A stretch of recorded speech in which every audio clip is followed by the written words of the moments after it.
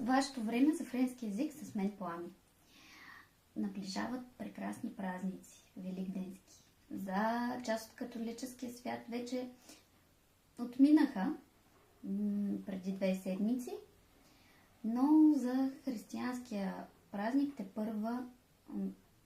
християнския свят тепърва предстои. Аз реших по средата между двата празника да ви запозная с традицията във Франция, която е малко по-различна от тази, която ние познаваме тук в България. Ще ви разкажа за нея. Ето нашата красива картинка за великденски яйца и минаваме нататък. Каква е традицията в Франция? Защо крият яйцата в градината и то не какви да е яйца, а шоколадови? Pourquoi cache-t-on les œufs en chocolat dans le jardin? Защо? Какво символизира шоколадовото зайче? Quel est le symbole qu'il symbolise le lapin en chocolat?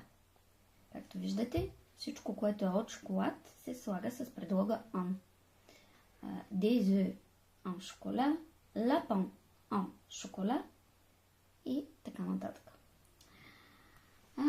Ще видим някоя и друга тематична думичка и така. Нека да започна първо да отговоря защо нашите приятели французи крият разни тими шоколадови яйца в градината. И след това децата ги търсят. Първият отговор, който би ви дал един француз, защото е забавно. Ще кажете, това няма нищо общо с религиозния празник, с смисъл на празник. Да, но по света по различен начин всеки решава да отбележи този момент. Шоколадовото зайче от своя страна символизира обновлението, самото зайче, само по себе, не шоколадът. Обновлението, пролетта, размножаването в природата, любовта, плодовитостта, която символизира самото пукване на природата, идване на тези прекрасни пролетни дни. Сега искам да ви кажа 2 думи. Тук трябваше да имам едно нещичко, но не го виждам. Нищо. Ще ви кажа 2 думи също и за откъде идва идеята за скриването на шоколадови яйца. Това направо ме изуми. Много е забавно и ще видите защо. Според обяснение, ако искате го наречете легенда, в периода, когато се пази тишина, църковна тишина на камбаните, която се отделя по-точно от Цветница до Великден, за тях това е най-сакралният момент, както е познат при нас като Страстна седмица. При тях е свещената седмица, седмицата преди Великден, преди Възкресение и неделята, която е предпоследната на Връбница Цветница. Този период камбаните замокват на църквите и пропяват чак на само Възкресение в неделя отново.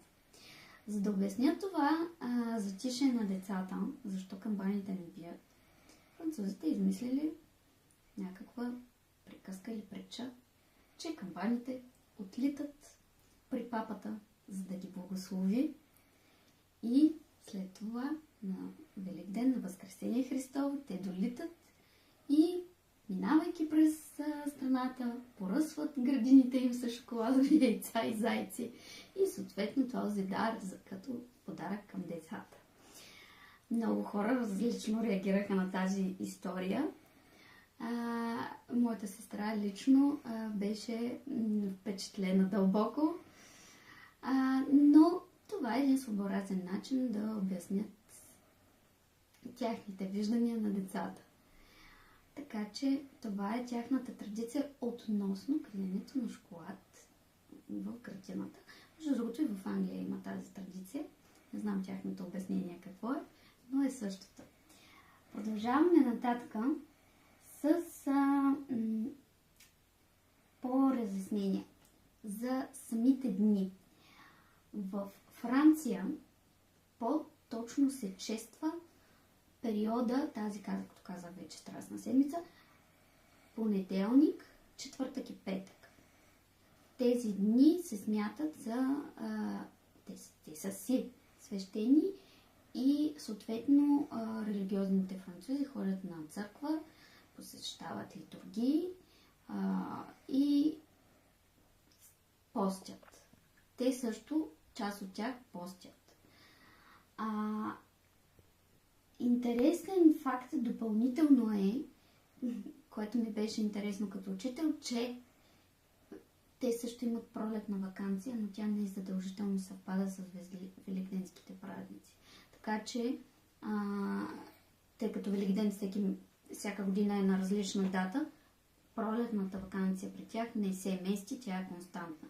Така че много често се случва да не съвпада с великденските празници.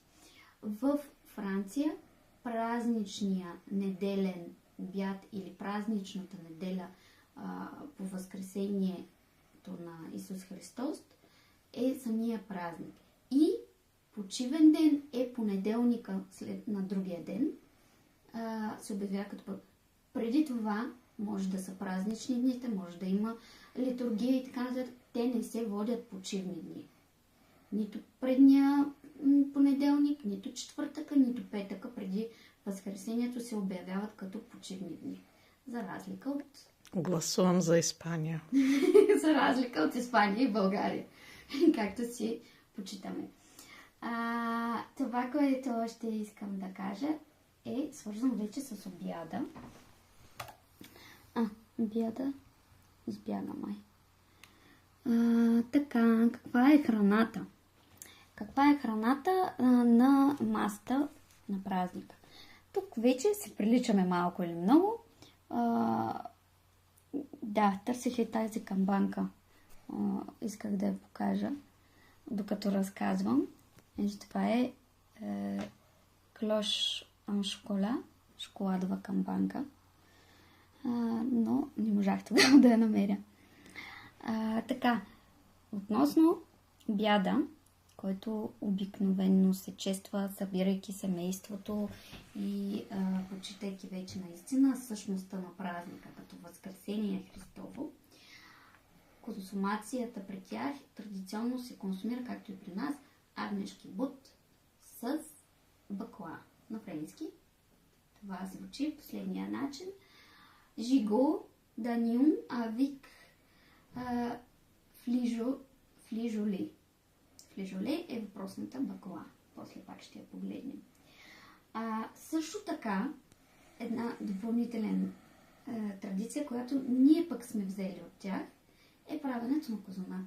Традиционно познавате вкусовците във френската кулинария. При тях сладкия хляб присъства много широко разпространено, с различни пълнежи, с различни текстури и така нататък. Пан секре се нарича сладък хляб или на български наречен вече козунак. Ние бих казала, че сме доста подобрили рецептата, защото съм пробвала тяхните сладки хлябове. Мисля, че тук не съм пропуснала друго. Ето го и въпросното жиго. Ето е думичката. Да я погледнем хубаво. Жиго даньон, агнешки бут, авек флижоле. Ето това е флижоле. Бакла. Или фева. Още. Ето флижоле или фева. Това е въпросната бакла. Те я обясняват дори като дребен зелен боб, но малко далеч ми се струва от това обяснение, защото не е толкова дребен. И накрая има няколко думички, които искам да ви споделя. А именно, една от думите, които е свързана с празника, това са християни и католици. Les chrétiens, les catholiques. Също така, дума, която е полезна да знаем, е l'église или une église в женски род. След това има Литургия или меса. точно така la messe, което е думичката си разполага да я запомните. La messe, литургия или меса. И след това имаме кръст, мисля. Религиозен празник. Une fête religieuse или la fête religieuse. После евреи. Les juifs. След това кръст. Le croix. И накрая разпнат на кръста. Crucifié sur le croix. Това са думички, които подбрах за вас, защото са свързани с празника. Знаем, че Възкресение Христово не е просто Велик ден, не е просто борене с яйца за едни, а други хапване на шоколад, а е самата любов и прераждането на Исус. Така че аз реших, че трябва да познавате и тази лексика, ако искате да се изразите на френски. Беше ми много приятно, весели празници и до нови срещи! Au revoir!